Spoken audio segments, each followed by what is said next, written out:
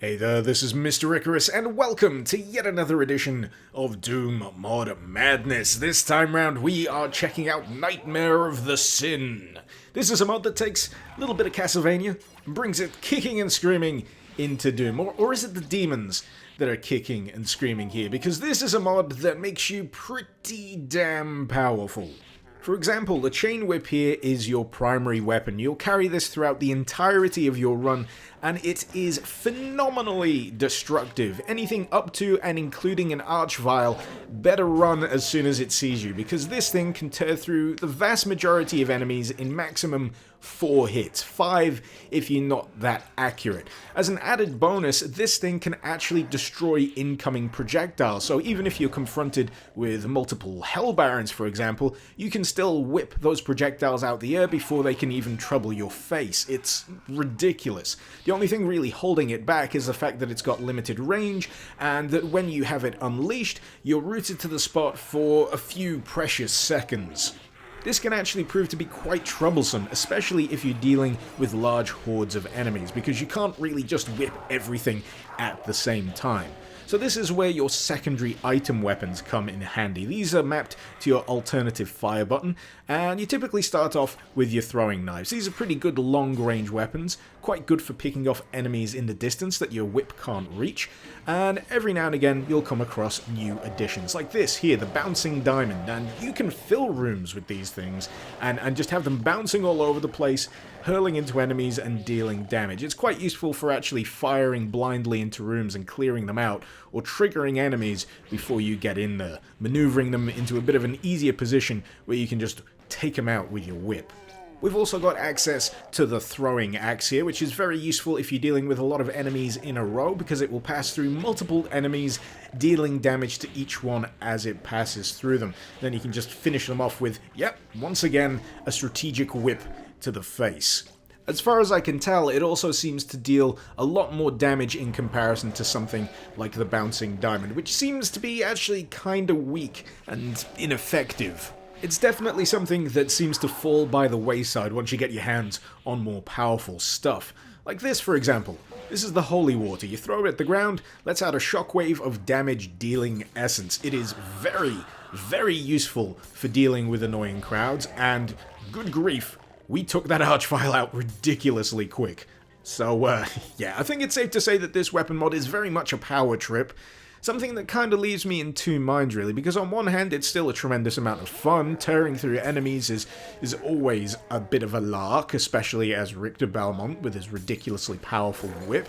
But on the other hand, I feel like some of the mechanics in place here don't really get their time to shine as a result, because the enemies just feel like they could be knocked over by a strong breeze when you're dealing this much damage, and all of the abilities just feel kind of interchangeable as a result. It doesn't really seem to make much difference what you use, whereas if the enemy health was beefed up, or at least the damage dealing of your items was nerfed ever so slightly, I feel like it would force you to be maybe a little bit more tactical. Think about your approach a little better rather than just wading in and whipping things in the face until they die, because I'm goddamn Richter Belmont, bitches.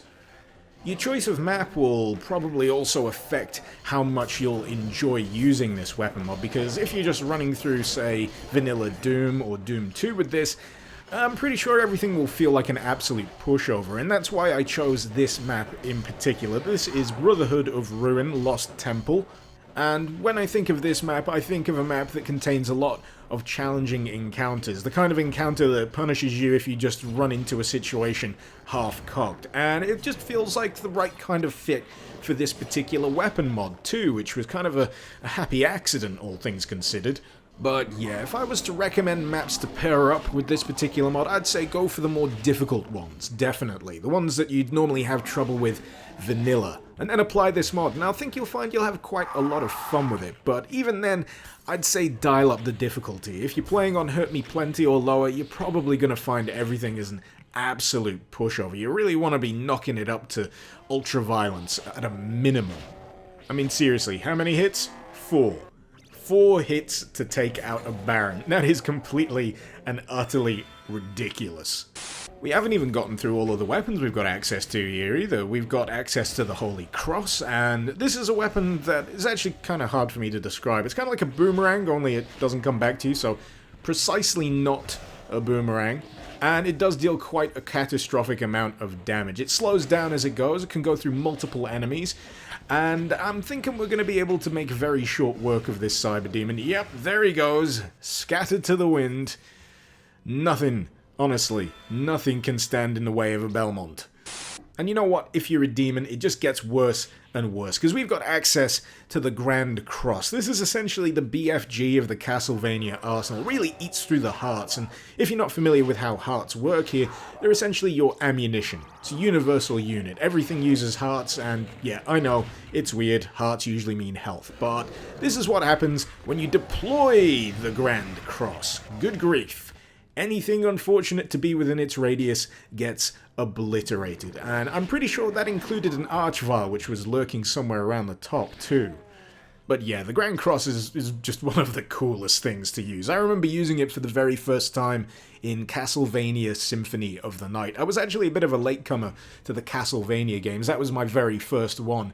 And I was just completely surprised that it starts you off in the equivalent of a final boss battle, and you're fully powered up like this, and you can just absolutely wreck face. It was badass. Believe it or not, there's actually one more thing I need to show you here in this mod, and that is this thing. It's the equivalent of a Berserker Pack for this mod, and it basically improves your whip even more. It turns it into a flaming, infinite reach implement of ultimate destruction. It's just that little bit of extra over-the-topness that just seals the deal.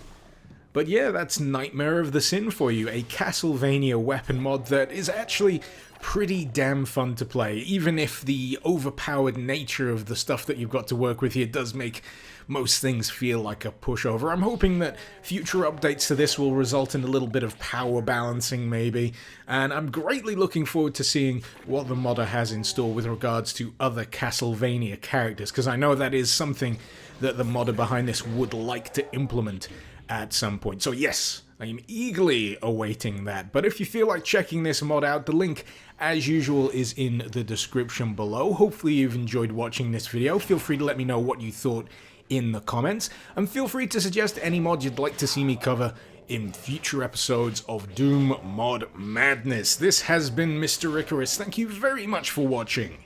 Icarus out.